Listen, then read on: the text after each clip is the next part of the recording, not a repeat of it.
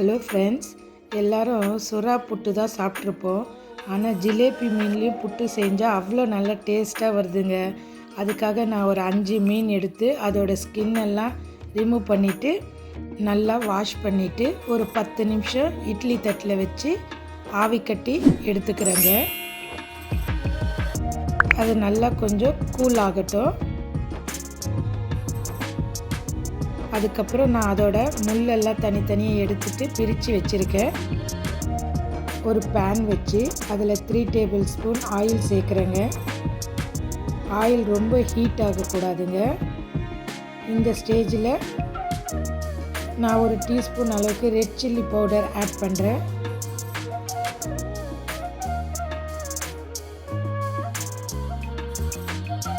இதோட ஒரு 1/2 டீஸ்பூன் அளவுக்கு கரம் மசாலா மிக்ஸ் பண்ணுறேன். நம்ம முள்ளெல்லாம் எடுத்துகிட்டு ஃபிஷ்ஷு வச்சுருக்கோம் இல்லைங்களா, அதை நான் ஆட் பண்ணுறேன். அதை நல்லா ஒரு தடவை மிக்ஸ் பண்ணி விடுறேங்க.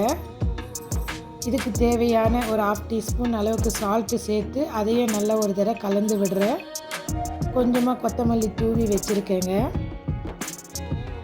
அதே பேனில் ஒரு 3 டேபிள் ஸ்பூன் ஆயில் சேர்த்து 2 ஆனியன் கொஞ்சமாக கறி லீவ்ஸ் கட் பண்ணி அதில் சேர்க்குறேங்க. அதை ஒரு தடவை நல்லா மிக்ஸ் பண்ணி விடுறேன்.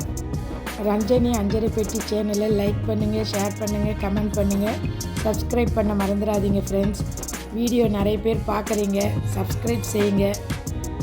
இதோட நான் 3 எக் ஆட் பண்ணுறேங்க.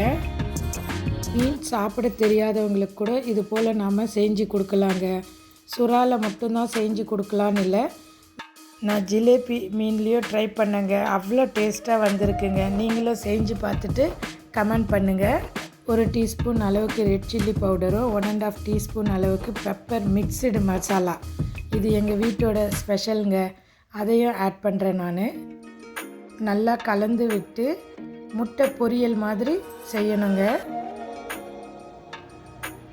இப்போ நம்ம மீன் மசாலா செஞ்சு வச்சோம் இல்லைங்களா, அதை நான் ஆட் பண்ணுறேங்க. நல்லா கலந்து விடணும். முட்டையும் ஃபிஷ்ஷும் நல்லா மிக்ஸ் ஆகணுங்க. நம்ம கட் பண்ணி வச்சுருக்கிற கோரியண்டர் லீவ் சேர்த்து சுட சுட பரிமாற வேண்டியது தாங்க. வாங்க சேர்ந்து சமைப்போம், சேர்ந்து ருசிப்போம். நன்றி நண்பர்களே.